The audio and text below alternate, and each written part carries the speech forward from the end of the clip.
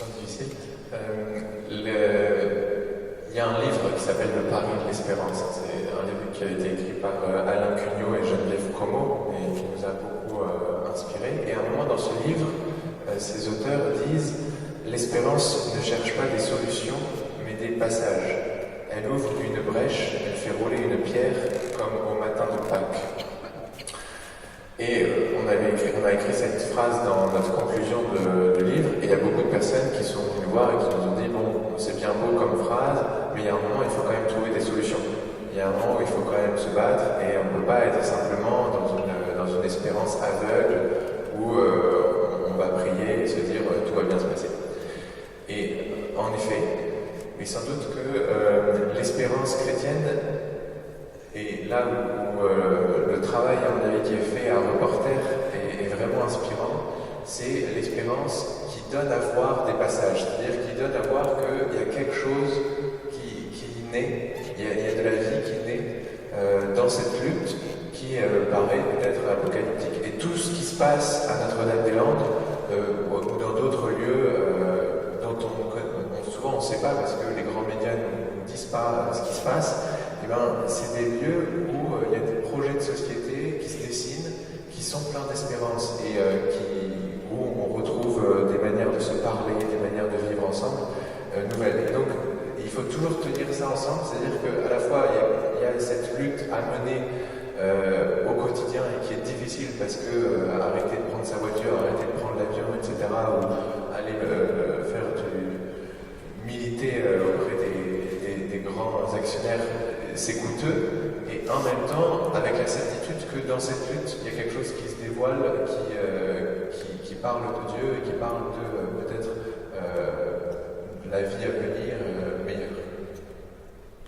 Ok, donc une espérance qui ne nie pas les cinq passes, mais qui ouvre des passages.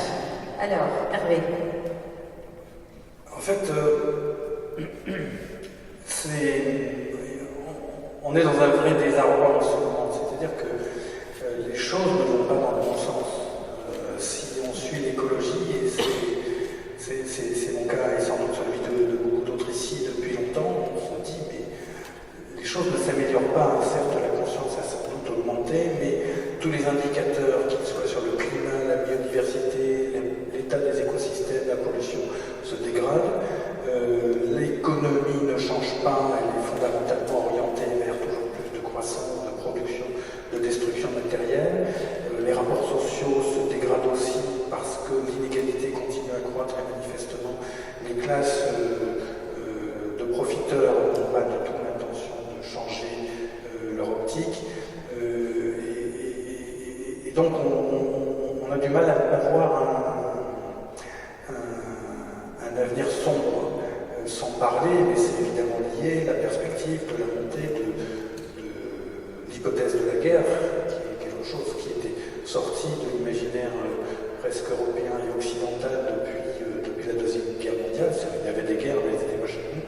Mais nos sociétés étaient en paix. On sent maintenant que cette question de la guerre, y compris de formes de guerre civile, commence à apparaître et à l'échelle mondiale. Donc on peut être dans un désarroi, et moi je suis souvent dans ce désarroi, et en même temps, de toute façon il ne faut pas lâcher, quoi qu'il arrive, parce que non seulement qu'est-ce qui peut donner l'espérance en termes de, si on est chrétien ou catholique, c'est une vue peut-être un peu théorique des choses, donc je ne vais pas l'aborder ici, quelque part ça relève de l'intimité spirituelle de l'âme de chacun et de chacune. Mais ce qui peut donner espérance, c'est malgré tout que beaucoup plus de gens se battent. Et après tout, je reprends l'image d'Olivier sur quelques milliers sur quelques milliards. S'il y a quelques milliers de gens qui se battent, ils peuvent être ferments, ils peuvent transformer les choses et de toute façon être soi-même engagé dans une lutte, dans une coopération. Et la lutte, c'est pas forcément se battre au sens physique du terme contre des gendarmes qui veulent vous abîmer. Même si ça fait partie des choses, ça peut être aussi arriver à porter un projet commun pour proposer une alternative. Et d'ailleurs, dans toutes les bagarres qui se font, ce que Olivier n'a pas eu le temps de dire, c'est que la lutte sur EuropaCity, si on parle de cet exemple qui est très parlant, elle avance aussi parce que les opposants, qui sont tenaces, qui sont courageux, qui ne lâchent pas, proposent aussi une autre façon d'occuper ce territoire et de lui apporter une vraie espérance pour les jeunes, pour les paysans, etc. Et donc je dirais que les temps sont sombres, et surtout si on regarde attentivement la question écologique et que l'on voit l'évolution. Tu as parlé de psychopathe, enfin vous avez parlé de psychopathe, pardon. Évidemment, quand on voit Trump et quand on voit un certain nombre de dirigeants, on comprend bien que le terme est parfaitement exact.